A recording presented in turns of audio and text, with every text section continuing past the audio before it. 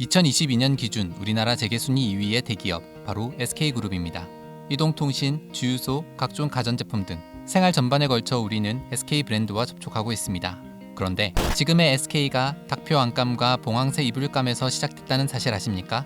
SK의 역사도 제법 길어 4편에 걸쳐 연재할 예정입니다. 그럼 브랜드 백과사전 SK 1편 시작하겠습니다.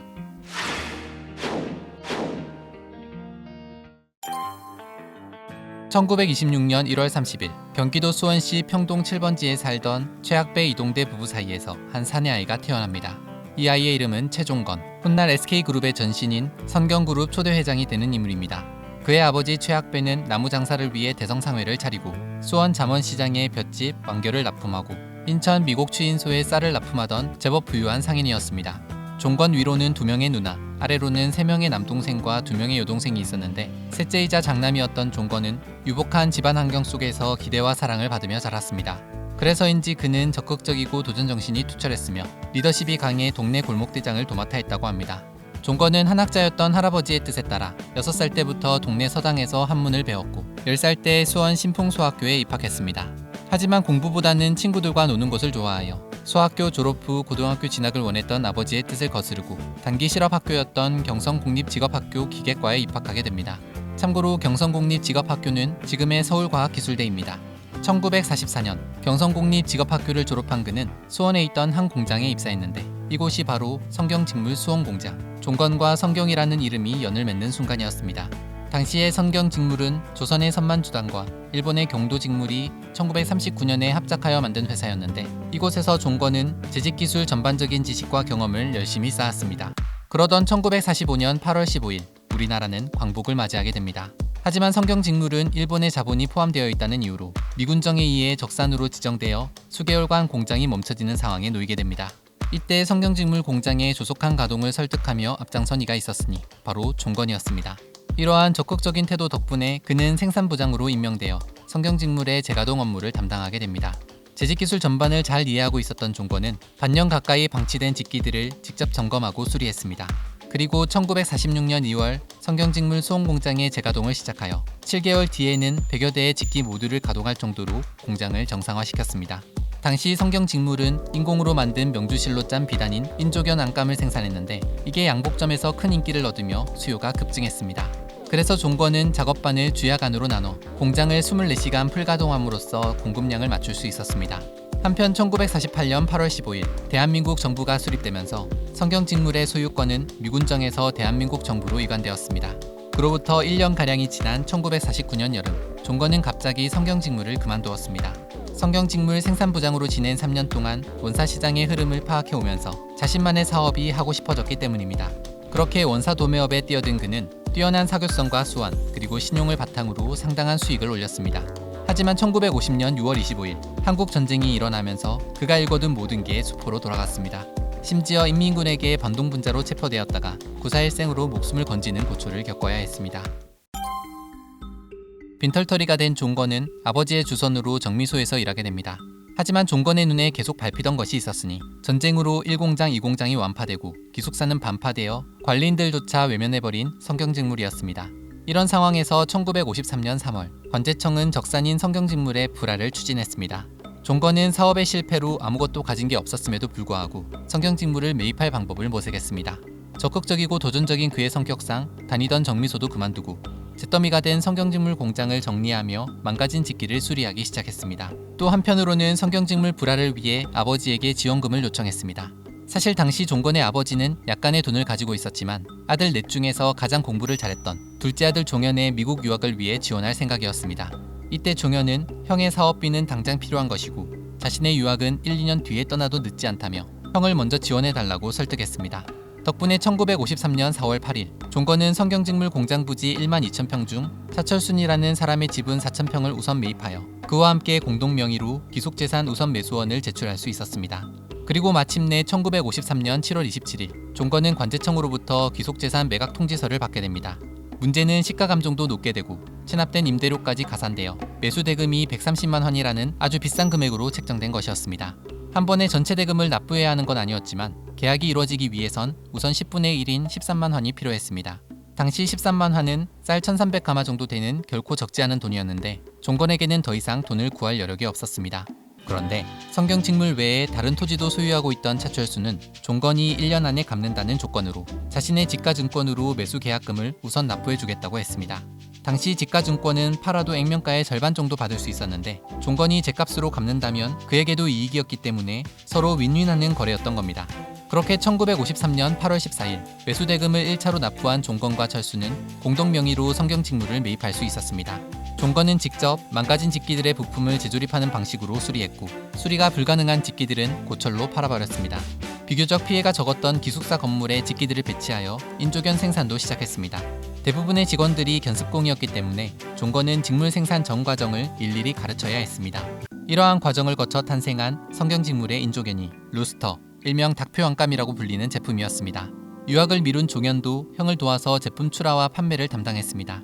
8월은 직물업의 비수기라 공장 운영은 초기부터 난항을 겪었지만 종건은 생산한 인조견을 차곡차곡 비축해 놓았다고 합니다. 그러다 1953년 9월 중순이 되자 추석을 앞두고 그동안 비축해둔 인조견 400필이 한 번에 팔리는 일이 일어나게 됩니다. 당시 인조견은 한 필당 900한 정도였기 때문에 종건에게 36만 한이라는 큰돈이 한 번에 들어온 것이었습니다. 그렇게 철수는 한 달 만에 1차 납부한 지가증권 값 13만 한을 돌려받았고 동시에 성경직물 공동 매수인 권리 포기각서를 써줬습니다. 우여곡절 끝에 종건이 단독 매수인이 된 순간이었습니다. 1954년이 되자 기숙사 건물에 세운 임시공장이 안정적으로 돌아가고 성경직물의 형편은 점점 더 나아졌습니다. 그러자 1954년 5월 종현은 미국 위스콘신 주립대에 입학하며 미뤄둔 유학을 떠났습니다. 종건은 사업을 더욱 확장하기 위해 완파된 1공장, 2공장의 복구에 본격적으로 나섰습니다. 그렇게 1954년 7월에는 1공장이, 1955년 8월에는 2공장이 정상 가동되었습니다. 사실 1955년에 국내 직물업계는 침체기였지만 성경직물의 닭표 한 값만큼은 잘 팔렸기 때문에 가능한 일이었습니다. 양복을 만들 때는 직물이 줄어드는 것을 막기 위해 물에 담궜다가 말리는 진우시라는 공정이 필요했는데 진우시를 하지 않아도 재단이 가능한 유일한 안감이 바로 성경직물의 닭표 안감이었던 겁니다. 게다가 닭표 안감은 1955년 해방 10주년 기념 산업박람회에서 최우수상인 부통령상을 수상하면서 전국적인 브랜드로 성장했습니다. 한편 성경직물은 부통령상 수상의 특전으로 한국산업은행에서 기업 육성자금 300만 원을 융자받을 자격을 얻었습니다. 덕분에 1956년 2월 종건은 남은 7년치 매수대금 91만 원을 완납하며 관제청으로부터 성경직물의 소유권 이전을 마쳤고 동시에 선경이라는 이름으로 상법상 주식회사에 등기했습니다. 겉으론 기존의 선경이란 이름을 그대로 등기한 거지만 과거 선만주단과 경도직물에서 합작으로 이름 지어진 성경이 아니라 빛날 선과 클 경의 합성어로 크게 빛나는 기업이 되겠다는 의미에서였습니다. 종건은 직물의 품질뿐 아니라 디자인 퀄리티까지 높이기 위해 당시 동대문 시장에서 최고로 평가받던 젊은 도안사 조용강을 선고초려 끝에 영입하여 공장장 자리에 앉혔습니다. 그리고 1958년 5월 종건과 용광이 합작하여 개발한 이불감의 봉황새를 수놓은 신제품 일명 봉황새 이불감을 출시했습니다. 봉황새 이불감은 출시되자마자 불티나게 팔리기 시작하더니 곧 예비신부의 필수 혼숙감이 될 정도로 큰 성공을 하게 됩니다. 그렇게 인조견 분야의 닭표 안감과 분견 분야의 봉황새 이불감 덕분에 선경직물은 국내 직물업계 선두로 우뚝 서게 됩니다. 한편 종건은 나일론 직물과 폴리에스터 직물 등 새로운 직물을 국내에 적극적으로 도입하고 자체 생산과 품질 향상을 하기 위해 투자를 아끼지 않았습니다.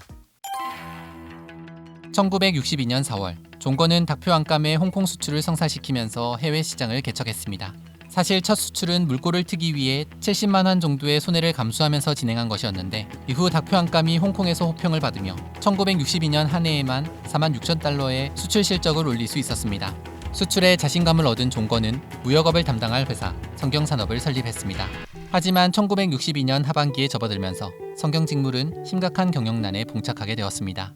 구형직기 100여 대를 새직기로 교체하려고 무리한 데다 첫 수출 때의 손해와 직물업계의 유례없는 과열 경쟁까지 겹쳐지며 경영 수지가 급격히 악화됐던 겁니다. 선경직물의 사업 규모는 너무 커져 있었기 때문에 종건은 혼자서 이 모든 것을 감당하기에 한계를 느끼고 있었습니다. 그래서 미국 유학 중인 동생 종현에게 손을 내밀었습니다. 미국 위스콘신 주립대 생화학과를 졸업한 뒤 시카고 대학교 대학원 경제학 석사 과정까지 수료한 종현은 1962년 11월 5일 선경직물 부사장으로 취임하게 됩니다. 이후 그는 회사 운영 전반을 파악하면서 해결책을 모색했습니다. 당시 원사를 수입하기 위해서는 정부가 공매하는 원사 도입용 달러인 수입 공매불이 필요했는데 이를 일부 원사 수입업자들이 독점하며 훨씬 더 비싼 값의 원사를 공급하고 있었다고 합니다. 심지어 이들의 농간 때문에 직물업계는 해마다 원사 파동을 겪어야 했습니다. 그래서 종현은 직접 정부의 인견사 수입 공매부를 낙찰받기 위해 철저히 사전조사를 하는 한편 낙찰 실패를 대비하여 수입업자가 보유한 인견사 수입 공매부를 미리 매입하기도 했습니다. 그런데 종현은 처음 참여한 인견사 수입 공매부를 입찰해서 상반기 전체의 3분의 1 이상을 낙찰받아 업계를 놀라게 했습니다. 그렇게 확보한 원사로 직물을 생산하여 큰 수익을 올렸고 선경직물의 경영난을 조금씩 호전시킬 수 있었습니다. 국가의 경제 계획이 있듯이 기업 역시 사업 계획이 있어야 해. 종현은 기업 경영에 가장 중요한 것이 바로 기획이라고 생각했습니다. 이로써 종건의 조돌적인 추진력과 종현의 치밀한 기획력이 절묘하게 조화를 이룬 선경직물 형제 경영이 본격화되었습니다. 선경직물은 닭표 안감과 봉황새 이불감에 이어 곰보 나일론과 크레퐁, 앙고라, 조제트 등 새로운 직물을 생산하여 연달아 히트에 성공했습니다. 그러던 1966년 1월 30일 종건과 종현은 선경 5개년 사업계획을 발표했습니다. 아세테이트 원사공장 건설을 시작으로 폴리에스터 원사공장, 수원공장만한 제2직물공장, 봉제공장까지 건설하여 섬유에 관한 종합기업이 되겠다는 것이었습니다. 그리고 1966년 6월 15일 아세테이트 원사공장 건설을 담당할 회사인 선경화섬을 설립했습니다. 한편 종현은 일본의 데이진으로부터 폴리에스터 원사 생산 기술 이전을 받기 위해 애썼습니다. 폴리에스터 원사 생산 기술을 가진 일본의 다른 기업들도 있었지만 독보적인 기술력을 가진 곳이 데이진이었기 때문입니다. 그렇게 일본으로 건너가 종현이 집요한 협상을 한 끝에 선경화섬과 데이진이 합작 투자하여 폴리에스터 원사 공장을 건설하며 1969년 7월 선경합섬을 설립했습니다. 훗날 선경합섬은 선경화섬을 흡수 합병하게 되는데 이곳이 지금의 SK케미칼입니다. 국내 최초로 폴리에스터 원사와 아세테이트 인견사를 동시에 생산하게 된 선경은 이를 통해 국내 원사 생산의 26%를 담당하며 국내 1위 원사 브랜드로 도약하게 됩니다. 특히 폴리에스터 원사는 미국, 캐나다, 유럽, 일본, 호주 등 30여 개국으로 수출하며 점차 실적을 높이고 있었습니다. 1970년 12월에는 선경직물과 선경산업이 합병되었는데 그러면서 종건은 선경그룹 회장으로 종현은 선경직물 사장으로 각각 취임했습니다. 1973년 2월 18일 MBC에서는 고등학생을 대상으로 한 퀴즈 프로그램 장학 퀴즈의 첫 방송을 하게 됩니다. 사실 MBC는 이 프로그램의 후원사를 찾는데 애를 먹었다고 합니다. 고등학생을 대상으로 한 프로그램이라 광고 효과가 거의 없을 것이라 생각하여 대부분의 기업들이 관심을 갖지 않았던 겁니다. 한편 종현은 대학원 중심의 대학을 설립하는 것이 꿈일 정도로 인재 양성에 큰 관심을 가지고 있었습니다. 그래서 TV를 통해 광고할 만한 최종 소비 제품이 없었음에도 종현은 장학 퀴즈를 후원하기로 결정하게 됩니다. 차인태 아나운서의 진행으로 시작하게 된 장학 퀴즈. 전국 고등학생들의 건전한 지혜의 대결 장학 퀴즈. 그런데 방송이 되면 될수록 장학 퀴즈의 인기는 점점 더 높아졌습니다. 녹화 날인 매주 토요일 오후가 되면 수천 명의 학생들이 공개홀로 몰려들어 경찰이 출동하는 상황도 생길 정도였습니다. 초창기 장원 학생에게는 대졸 신입사원의 연봉에 해당하는 거액을 현금으로 한 번에 지급하는 방식으로 장학금을 줬습니다. 문제는 장원이 된 학생은 기념으로 동네 잔치를 열었고 그러다 보면 대학을 가기도 전에 장학금은 몽땅 사라지고 말았습니다. 이 소식을 듣게 된 종현은 현금 대신 장학증서로 대체하게 되었고 기장원에게는 대학 4년 등록금 전액을, 기차석에게는 2년 등록금을, 월 장원에게는 입학금을 지원함으로써 장학금의 처음 취지를 살릴 수 있었습니다.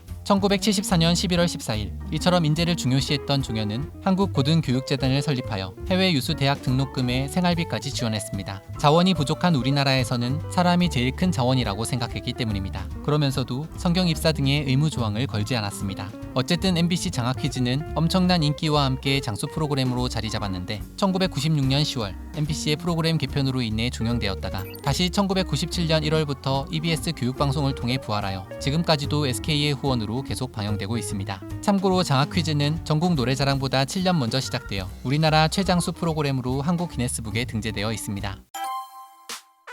맨손으로 창업하여 선경을 성장시켜오는 동안 종건은 자신의 건강을 제대로 돌보지 않았다고 합니다. 그래서 1970년 가을에 위암 진단을 받아 수술을 하게 됩니다. 다행히 개복해보니 위암이 아니라 위궤양이었습니다.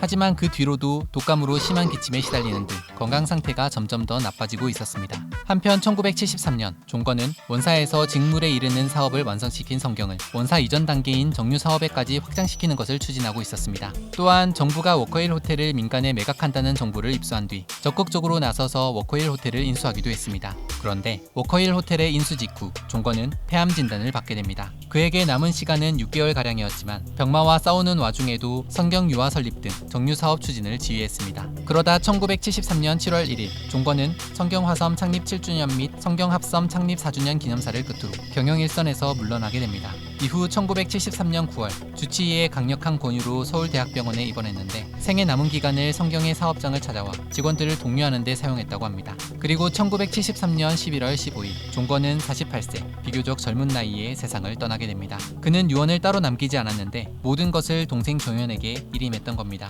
그렇게 1973년 11월 24일 종건에 이어 종현이 성경그룹 제2대 회장으로 취임하게 됩니다.